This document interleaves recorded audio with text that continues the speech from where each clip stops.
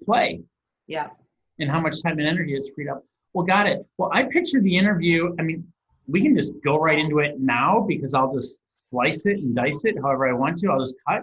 So let's just play with this right now if you're open to it. Yeah. Mm-hmm. Got it. So we got Crystal and Alice on this Zoom recording here, and we just get to play a free-for-all game. And I would just love an intro from both of you, and let's just be fun and play on, hey, where were you before and where are you after now when it comes to your time, your mental energy, where you weren't before, things you weren't doing and what's happening now. So I got the blessing of being in a leadership academy and then senioring after with the lovely Crystal. Crystal, I would say unanimously across the board in the seniors, we all looked at you as the role model in what you stood for. Like you always delivered in everything that was there. And when we were finished, we just got to take a look at your systems because you were managing a lot in your head. But I would just love to hear a bit about you, Crystal, and the Powerhouse Alice. And let's go from there. Awesome. Well, I want to go back to that moment where we were in the car together as part of our leadership, and you were asking me questions, and I was trying to explain to you what it is I do as a nonprofit director and the person who created the program and the person who's been implementing the program by myself, wearing all my hats. And I will just own right up front that I was very resistant to this, what I felt like was line of questioning. And I was like, well, why does he want to know about all of these things and how I do them? And, my inner pride or ego was really shouting at me loudly. And when we were done with our leadership training together and I came back, I went ahead and followed through with that appointment with you, at which time I was able to really hear from you, what would it be like to not have all that in your head, to free up some space for you to be creative or, be something other than the worker bee who runs a nonprofit and all the things. And so that's what really appealed to me. And I was like, okay, I need to listen. I get to hear what he's saying because it's very powerful. And I have a great system of alarms also that I set in my phone because of you, Brad, where that particular alarm goes off for me to check in and say, where are you at? Like, are you calm? How's your energy? Because that's a big part of being an executive director of a nonprofit is keeping yourself spiritually good. Mm-hmm. So that was my alarm, pardon me. And the timing of this conversation was perfect because Alice, who you also see, had just been onboarded, which I didn't even know what that word meant until Alice came on and she kept saying onboarding. And I was like, what are you talking about? She's like, it's a process, it's a system. And what I learned is that Alice is a process wizard and that our conversation that we had with you was like fire, and the suggestion you made about getting things out of my head into a system, which we chose Asana, getting me out of my inbox as a to-do list and streamlining things, blew up my world, revolutionized how I interact with my employees, and really is allowing us to, currently write a huge grant for $500,000 that will sustain this program. And without all those systems that you led us to, Brad, we wouldn't be in any place to do that. Incredible. Yeah. And how simple was it to get there? Like, Alice, I get to acknowledge you for having the mindset and that onboarding, from your military experience and what's there. And like chaos, especially in the mind, ends with the documentation. And your expertise, Alice, of being able to take Crystal and just run with her and the entire program of what's there. And no different than, Crystal, you not using your head in the right place, also misusing email as like a project and task manager. Like sometimes we're just missing the tool, right? And sometimes we're using the hammer for the screwdriver. So yeah. that's there. And there's not a lot, right? I was just really looking into what was missing and any other possibilities. Alice, I'd love to hear a quick intro from you. I mean, you already got all of this, and I wonder if there's any support I was able to offer you with your super mastermind and saying, what if you did this? What if you did that? No, I got a lot actually. Having the conversation with you when I first got into this position as a systems coordinator, when you first get into any position, it's a lot of, you become a sponge and you just absorb all this information, especially if you're a process person. So you're in this phase of just absorbing all the information and what currently is. And sometimes when I'm in that phase, it can get a little bit fuzzy as far as, okay, there's so many different ways you can systematize something. There's not one right way. And so for me, having the conversation with you was really sorting through my own brain and what I had absorbed and figuring out what is the best system for this, nonprofit, for these things that we're seeing. And really just having someone to kind of bounce those things off of, who's from the outside, has a clean and fresh perspective that's not in the middle of it absorbing all that information at once. And so you really helped me kind of sort through all my thoughts and possibilities and really figure out what I felt would be best moving forward. And so I feel like it was extremely valuable having someone to just kind of bounce those ideas off of, talk about things that, I could see, okay, we might be able to improve here, but I don't really know what direction to go in. And then also, I feel like I learned a lot from you in that, how to talk about it with other people, because what I found is when you're in these kind of positions, you go into a new agency, wherever, and you're talking to someone about improving different systems and processes. And oftentimes it can come across as like, oh, you're doing it wrong, or, that's how they perceive it. You're doing this wrong or that wrong, and it's not. And so in talking to you, I really learned how to transform my language so that it really came across more as, no, I think you're doing everything right. You're doing everything right. It's just what areas can we improve even more to make things more efficient so that you have more time to spend on the things that you want to spend on.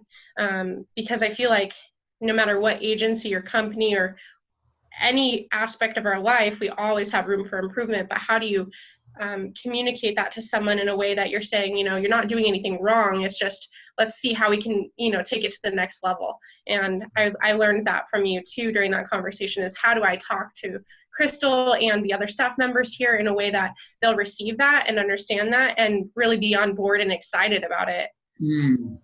That's powerful, Alice, because 3 words that I got downloaded from Faith, and she's so good at messaging. It's flexible, and it's reliable, and it's fun. And the goal isn't to come in and overhaul everything, because here's me. I don't want anyone coming into my home, my business system, my email to overhaul it. It's what we learned in the leadership. It's what does excellence look like? What's working and what's not? And just to find those gaps. So Alice, when you came, you were asking like what project tool, like there's only 3 tools I look at. And you seem to be in an over-analyzation mode where let's not find one that hits everything. Let's not complicate every little field that's there. This is all you need. But more importantly with the tool is what do you do and how often in order to keep that together? And so with that, I want to go back to you, Crystal. We were talking right about before the interview. Now that a system of the routines, like there's a team with the system. Otherwise, your soccer team, hockey team, business team, if you have different people running different routines in the system, literally the ball's being dropped. The football, the soccer ball, the grants and what's happening. And Crystal, you chimed into what does it feel like now on being free from all of that and that trust. Like you talked about the communication inside Asana or the email. Just play with that, please. That's huge, because I I'm a connection person. I want to feel that connection with people. I want that heartfelt connection. And what I want to bring to my team is that I fully support you. I understand that life is you, your family, and then work. And when the ball is dropped, I'm pissed. I mean, I'm also running a very tight ship. And what I realized, and you really brought this to light for me, was that the ball is being dropped because, for one, everything's in my head. How are they expected to know what's in my head? And two, there's not a clear system of scheduling that happens.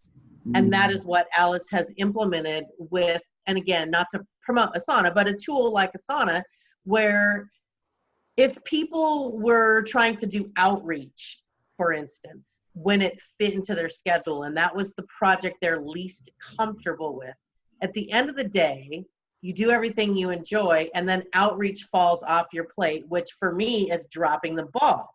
And so Alice scheduled a time with everybody where they spend a block of time on outreach, and then it is a weekly thing in Asana. So every Friday they know from 2 to 4 they're going to do outreach, and that has been huge. And also, we're a nonprofit. We hire a lot of students because we are a university town.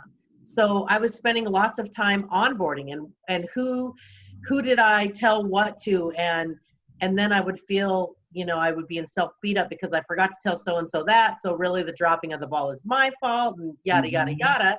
Whereas now it's streamlined in that, because you created trust with Alice and I in this conversation, and we were able to share with you what our systems were, and you taught Alice how to create trust, I was able to just stand for a solid week and download, and she absorbed, and organized it in a way that works for everyone.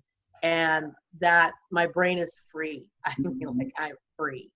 And I'm not grouchy. I feel centered, calm, stress-free. And we can see our progress. That's another thing. We can see our progress. And another really cool tool you taught us is at the end of each day, you call it something different. Where call it up. So I swear in it, but I'll revert it to like own your tomorrow. Yes. Make tomorrow your. Yes, B word. Mm-hmm. And at the end of each day in Asana, we get to go through, and what wasn't done, then reprioritize it, set it for a different due date. And as we do what we accomplished, you check it off, and that list gets smaller and smaller and smaller. That also works really well for Alice to go back and then look at the team and say, these things aren't getting done. How can we support you? Instead of being like, these things aren't getting done, you drop the ball. No, well, there's probably a reason. If we believe all people are good, and I hire good people, we all are here for the cause of kids, and something in their load is too heavy. So how do we prioritize or restructure or hand that off to someone else? Yeah, and it's so powerful because even the controller in us, Crystal, you have it. It took me 2 years to hire someone, and the owners have the mindset of, I can do it better. Like, no one else will do it like me. How can you ever have any freedom mentally or physically in your business, which is not the reason why you started it in the first place? It wasn't to do everything. It has created for me and others like so much trust, because you know what to look at and how often, and 99% of the time, it's just employee training, or there's a leak in the system. So when that error of omission comes up, you and Alice, Crystal and Alice are looking at it together saying, cool, it's just a flaw in the system.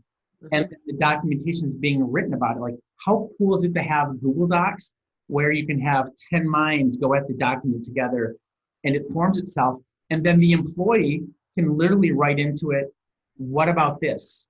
This is missed. What's happening here? So that the bottom up even gets to play with that. So you're right. What we're not doing is promoting like Asana. There's like Asana, Trello, Todoist, Basecamp. Right. It's, do you have a simple tool set so that you can dump your mind into it? And are there a set of best practices and routines to keep that entire system together whether if it's I need to buy a new pen or we're creating a new charity over the next 2-3 years and this is its vision, and how to manage every aspect of that vision and goal and project. Yeah. And the ripple effect of what you're doing, Brad, really is things like employee morale goes up. When an employee feels heard and valued and knows that we're going to take into consideration their ideas, their productivity goes up. The amount of time that they spend really focused in their work, their morale, all of it goes up. And if I am going to declare that I'm an amazing leader, then I also get to declare that I can instill the same leadership qualities in others and my team. And I wasn't even able to see that, go back to that ride in the car, because there was so much in my head that it was just sheer overwhelm. And it felt easier to do it myself than to tell someone else. Mm-hmm. Which I'm sure people relate to. Yeah, I think 8 out of 10 people at least are managing most of the world in their head, their schedule or their projects and to-dos.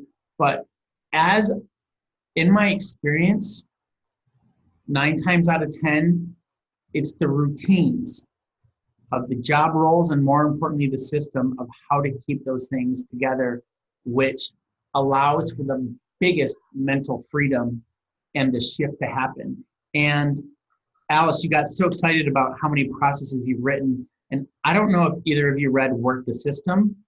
It is a mind-blowing reread on systems and processes to take the leadership from Crystal, your position, Alice, your position, and it just gets into the philosophy. It just drives the philosophy home again and again. Because even Crystal and Alice in your relationship, how hard is it to keep communication together if it was never documented? Just to stay on the same page, we talk about this, that. Like as humans, we delete, report, tweak it out and what's there. And when it's clear in a documentation, in a process, when something's off, you get to go back to it and you get to clarity on it. And so, the big why, what I saw with you, Crystal, is above and beyond, your charity and your leadership position.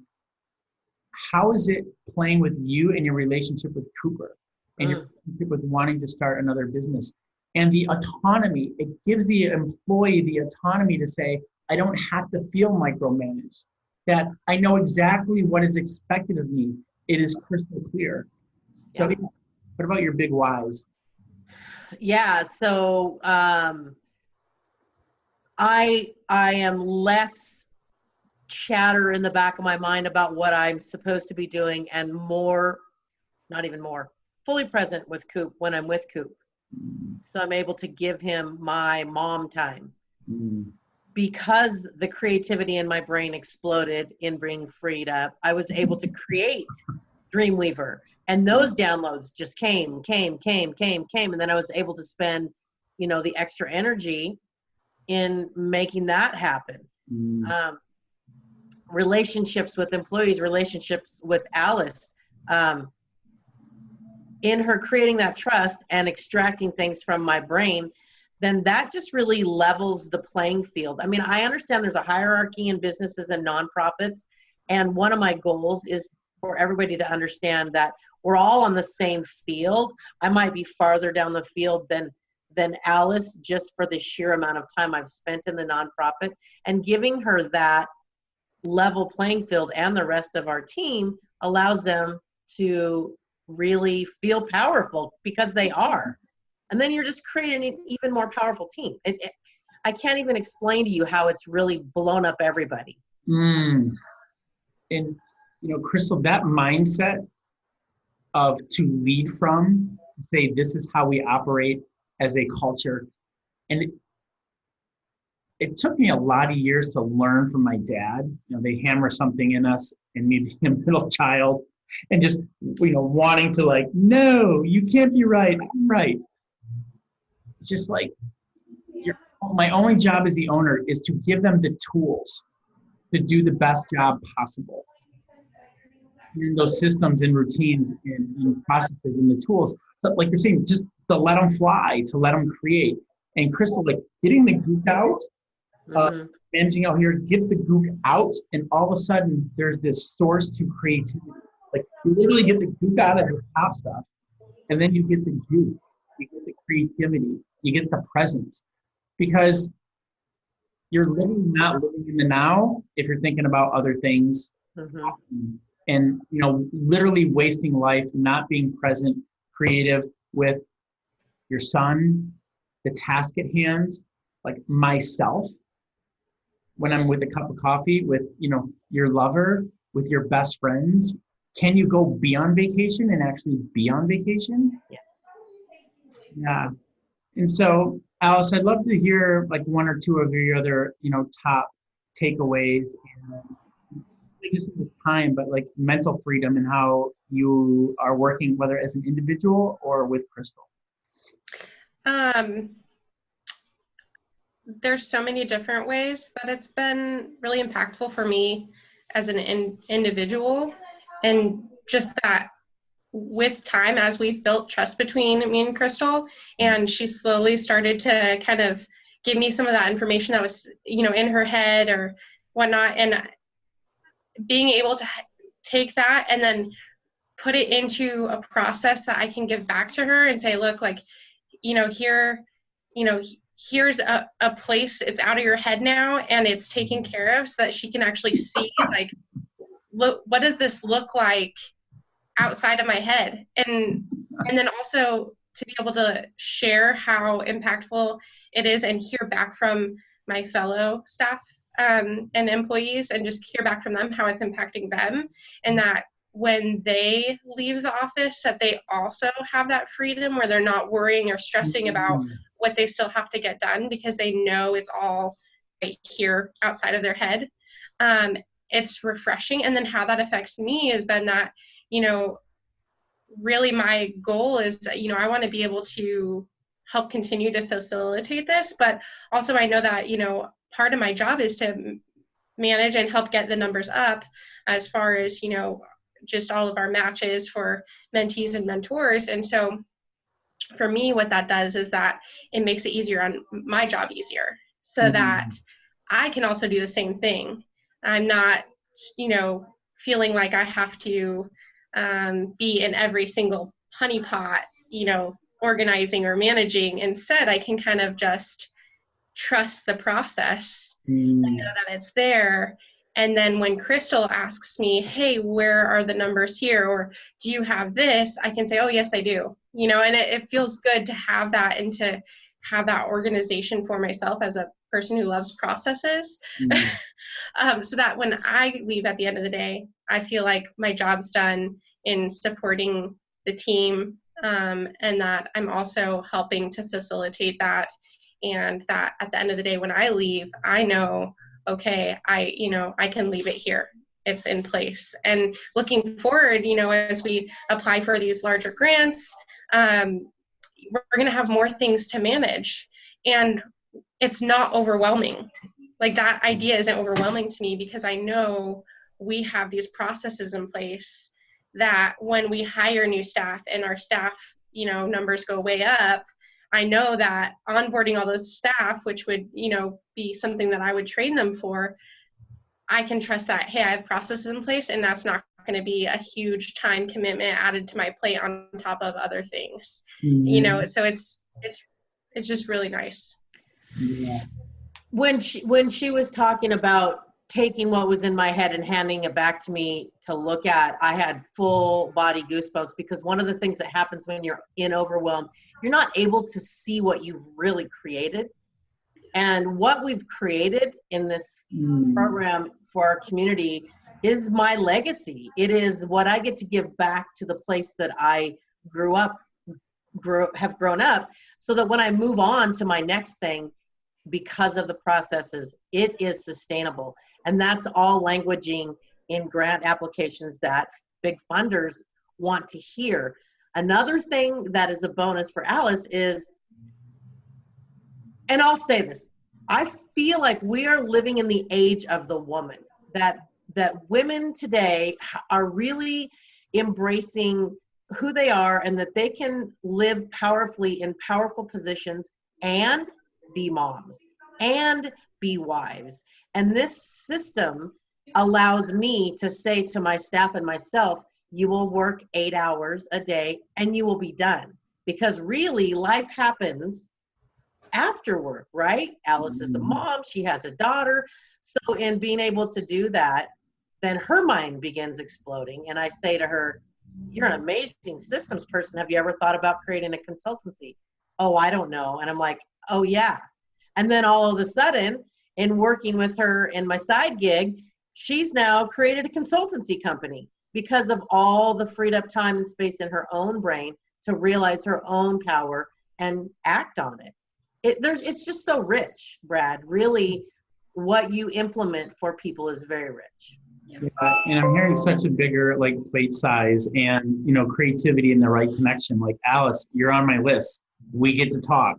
Business incubation, acceleration. You're on fire. I would love to partner with someone like you or give business to someone like you. It's there. And tapping into Alice, what you're saying, the onboarding, you are now building a structure off a foundation that's stable. So many people do it like Jenga. Like people go to conferences and things, and most of them, they're like, I'm overwhelmed with my business. And then they're going to a Tony Robbins or another thing. And my mom are like, you're literally going to collapse. Yeah. Like I actually advise them, stop reading, turn off anything that creates a new idea because you can't handle what you already have. So why are you trying to stuff more in it? Yep. It just doesn't make sense with it. And Crystal, for you to be out of your mind and have it handed back to you, you talk about overwhelm. That literally is an unresourceful state. How can you possibly come up with resourceful solutions while you're in an unresourceful state? Overwhelm is a negative state. Are we going to spend our business life and home life in a positive state or a negative state? And to cut it off at 8 hours, that's the gem, because we're not here to sit in front of a computer. We're here to play. We're here to be creative. We're here to connect and make memories of what we get to do. And giving that power to women and all we want to be, or as men and all we want to be, as humans and all we want to be. Like we get to play. We get to be creative.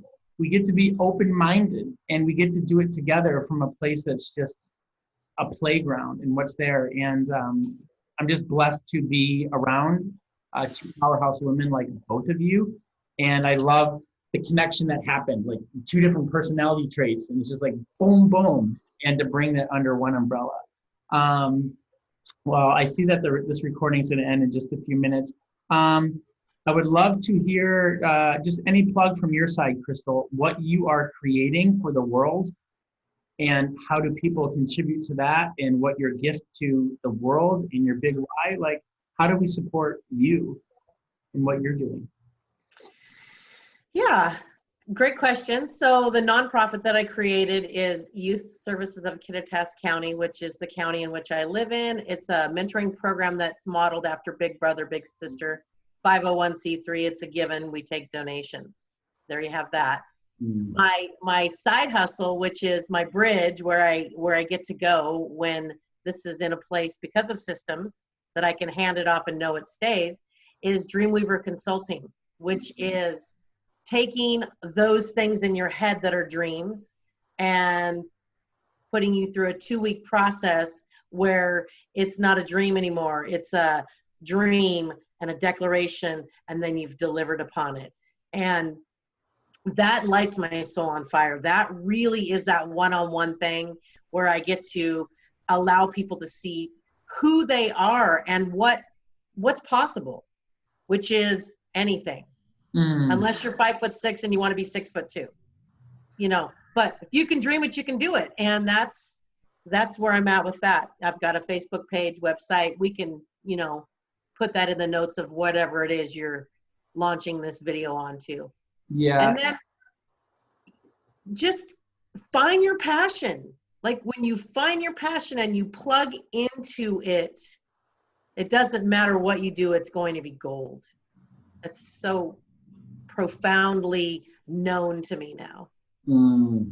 And I just get to acknowledge you, Crystal, for being the example of that. So many people say it, and there's an incongruence with it. Like, you're living it, being it, doing it, what you went through in the Leadership Academy. You as a senior, if there's anyone who gets to produce those results for other people that you just talked about, like, my money's on you all day long.